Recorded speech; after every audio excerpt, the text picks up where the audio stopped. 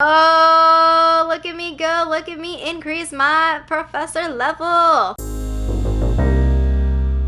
Welcome back to WizardPhD. I'm Professor Lynette with Auror Jeffrey and Winnie Woo Adventures. The whole family's here. Magizoologist Winston. Today we are going to be talking about how you can use the green books you earned from the Brilliant event to power up your skills in Wizards Unite. I've gotten so many questions from y'all in the comments about how you should spend your green books, and the good news is there are multiple ways that you can do it. The bad news is there are multiple ways you can do it. So you're gonna have to make decide. decisions. Yeah. So in this video, we are going to do an overview of the kinds of skills that you can power up. We are gonna show our decisions based on the ways that we play and what was most effective for us. And I have some friends at the end, Zoe from Snitches and Witches and Gita Lovegood, who are gonna help me out for some general tips for Aurors and Magizoologist. I can't be trusted. Just as an alternative perspective. These ladies are very detailed in their Wizards Unite content as well, and I've known them for a long time. So make sure you're watching through to the end so that you can see their tips as well. In general, you are either improving your stats or improving your spells. 10 of these stats, then you can also affect sort of like focus and the amount of focus you have, max and beginning focus, and then you can improve your spells, and that's really where you see some significant differences between the two of us for the green books especially, because those spells are quite different and what they do and how much they cost and when you would use them. Yeah, so stamina is kind of like how many hit points you have, yeah, how long you can stay. Harry Potters. HPs. HPs. How long you can stay up.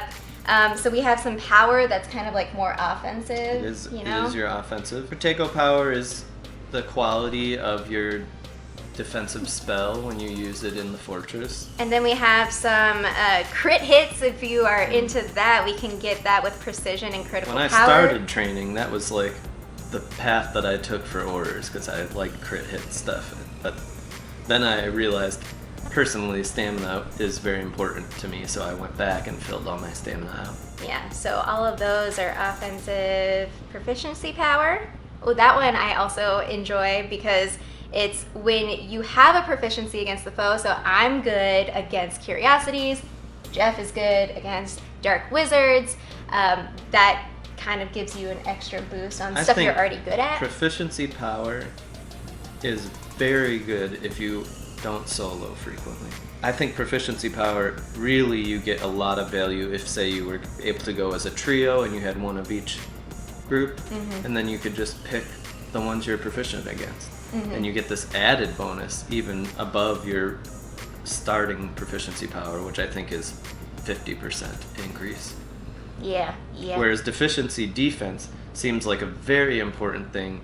Though I don't solo very frequently, it seems really important if you're soloing because you're trying to shore up your weaknesses. Yeah. And that will help even out because you get this random spread of what the enemies are going to be if sometimes it's a lot of things you're deficient against. You can't like split it up because you're solo. That. Yeah. Your defense, it comes up as a percent. It's probably a percent that you block. So if the enemy is trying to do 30 and you have 10% defense, they only do 27. Defense breach is actually an offensive spell. When you improve your defense breach, you are penetrating the enemy's defense. And this last one, accuracy. So if you ever encounter Urklings especially, so we don't have a Magizoologist on our team, but I often take the Urklings and it drives me crazy because they dodge. They often have the evasiveness going. So personal stats, we are on our expertise page and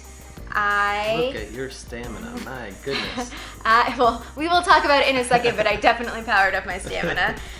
So you can see the comparison of like what Jeff and I are stacked at. So I see your Protego power is baseline 25%. This was very early on to train for Aurors, and I skipped it for a long time, but then I just had so many scrolls, I was like, fine, I'll just do it. My proficiency power is 73%.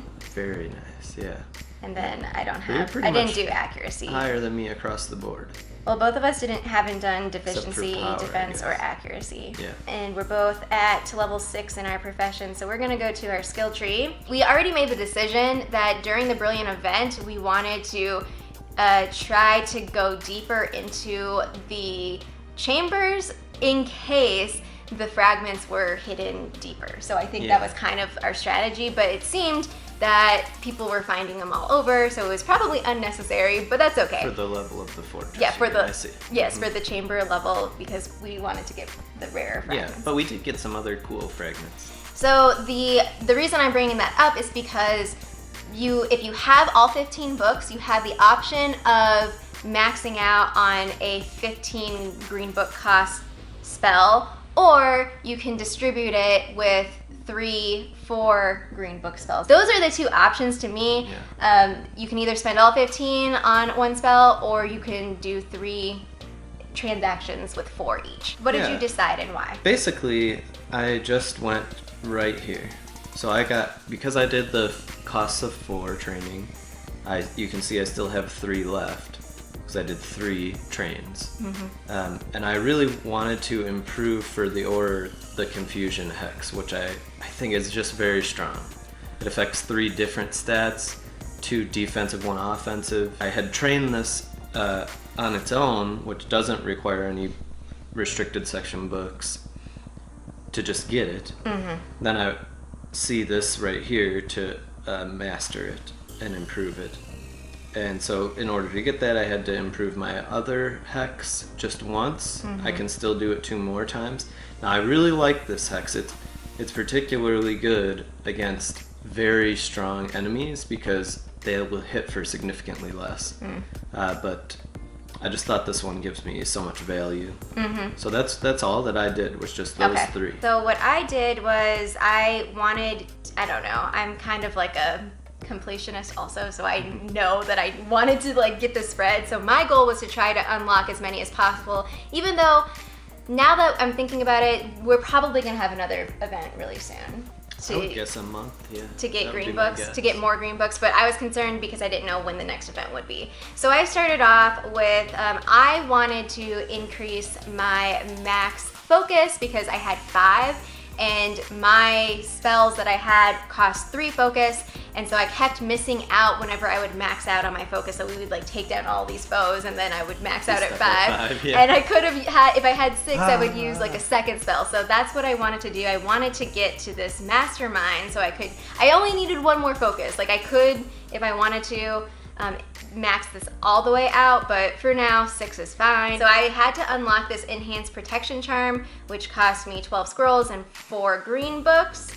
And then I went down to problem solving. So this is the defense breach that I only did the first one for, and then I unlocked that mastermind. Then I went to this improved deterioration hex, and these are the other 2. So this was +4, +4, so that was my 3 sets of 4. And then I just continued on and was like, why not proficiency power? I have enough scrolls because we got so many scrolls from this event. You still have 79 scrolls, that's amazing. I still have 79 scrolls. I would have to unlock the max focus again, but I'm not doing this bottom max focus because as you can see, it's 26 scrolls, it's further down, and I still have 2 more slots earlier up where it only costs 15, so I'll max that one out first. I might just open it after, like one after, but for now, that's kind of like what I was focusing on. I felt like I wanted a little bit more power. I don't know, I kind of use stamina as power related. It's like a in between, because it's like, it keeps you up. Indirectly gives you some DPS. Yeah, it keeps you up longer, and so that kind of helps in terms of staying alive. When we first started doing fortresses, and we would push ourselves, we would often get knocked down twice. Yeah. And it was okay, but it isn't that efficient because the whole time you're down, you're not doing any damage. Yeah. And so if you can only get knocked down once, that's gonna really boost your DPS. Yeah. And so we started raising stamina. That was why I started raising stamina, because I was really looking for, let me get 1 knockdown. 35 to 40 seconds of no damage, but not a minute 20. Basically, our decisions were kind of coordinated. We talked a lot about which ones we would power up. Another one that I could have done for 15 was defense versus foes with 1 or greater impairments. For now, like, I can hold off on that one, and I would rather get a very tanky skill. So like if we start getting a lot of elites and I dump my debuffs on them or impairments, and you can then jump in and be very tanky. This one is power when you have 1 or greater enhancements, also costs 15, but I have no enhancements. Yeah, so that was not useful. But again, we based it on how we play together because that's gonna be most effective for us. You might make different decisions, but it definitely depends on whether you're playing solo, what your team makeup is, if you switch back and forth. But this is kind of what we did. All right, that was our decisions. Now I'm gonna pass it off to Zoe from Snitches and Witches, who is an Auror, and she's gonna tell you what she did, and you can compare that with Jeff. Auror notes. Woo! Woo! Auror. And then after that, Gita Lovegood is going to share some tips for all you Magizoologists out there. Hey there, my name is Zoe and I am from Snitches and Witches. These are the best nodes to spend your restricted section spellbooks on if you are an Auror, like me.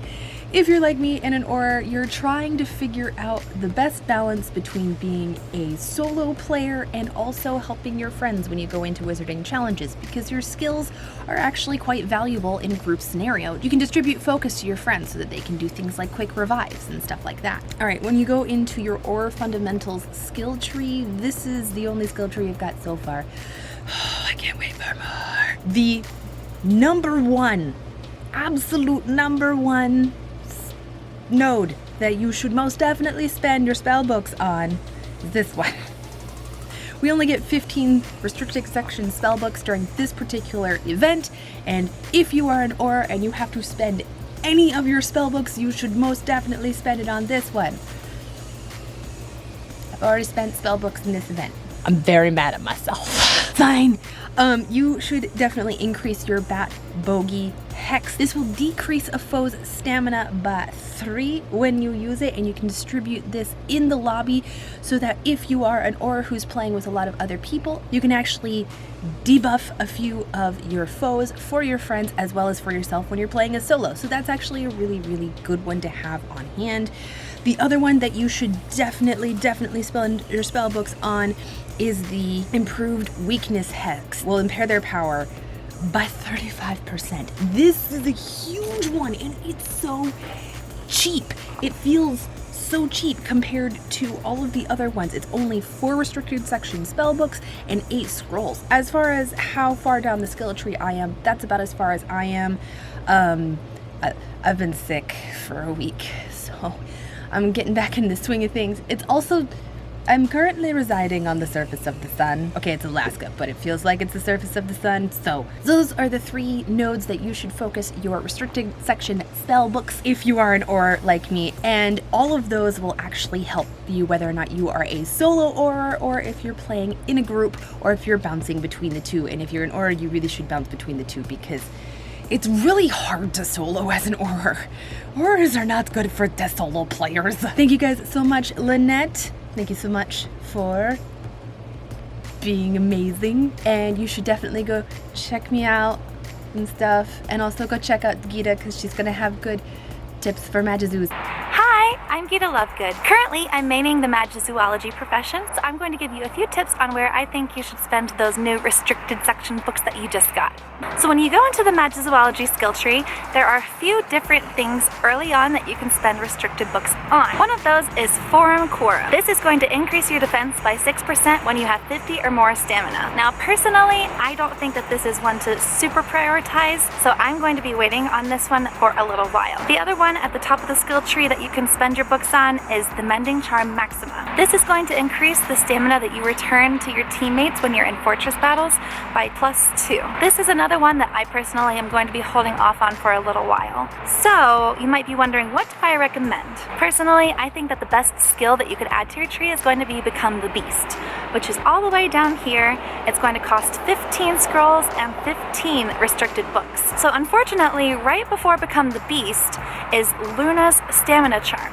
this is going to require 4 of your new restricted section books, which will unfortunately take away from the 15 that you're going to need for Become the Beast. But grabbing this will allow you to go ahead and move forward and grab the Confound and Bewilder, which will add to your initial focus, and you can grab the Celebrity Jeopardy, which is going to add to your maximum focus. These are going to be really, really helpful whenever you're battling with teammates in a fortress battle, because focus is what allows you to use all of your charms to help out your teammates. So having more starting focus and having more maximum focus is going to be a huge help for us. Now keep in mind, to complete the entire Magizoology skill tree, you're going to need 115 total restricted books. So it is going to take quite a while for us to fill up. So go ahead and look and decide what your playstyle is going to be. Even if you're not going to be playing with teammates, grabbing that extra focus for initial focus and maximum focus are going to be huge, because you can use those to heal yourself if you're out of healing potions. So my recommendation for you Magizoologists out there is go ahead and grab Luna's Stamina Charm and go ahead and grab all the extra initial focus and maximum focus. Unfortunately, we're just going to have to hold off and wait for the next special event to grab the amazing Become the Beast skill. But I think it'll be worth it. I do see how the higher skills are beneficial, but I don't see how they're quite as beneficial quite yet. So these are my personal recommendations. If you have any different recommendations, make sure to leave them in the comments down below. I will be jumping into Lynette's comments to reply to you guys if you have any questions, because I love Lynette to pieces. So of course I want to help her out however I can and be there for you guys however you guys need it. That's all for now. I'm going to go ahead and pass this on back to Lynette. So until next time, make sure to use your magic wisely and keep an eye out for Dementors. Nox. There you have it. In summary, you want to make decisions based on the way that you play this game. And there are many ways to play this game, and that's why it's so exciting. So whether you're a solo player, or if you have a specific team makeup with regular players that you already work with, if you switch back and forth, those decisions are going to be made on a case-by-case basis. My question for all of you is, what is your typical team lineup? Do you play solo? Do you switch back and forth? What is it that you find most effective? I think that maybe we need to find another Auror, another professor, and one Magizoologist for sure. You think that's a good lineup? My question to you is, power or stamina? Power or stamina? Those are our 2 questions for you. Let us know in the comments down below. And until next time, Juan's ready.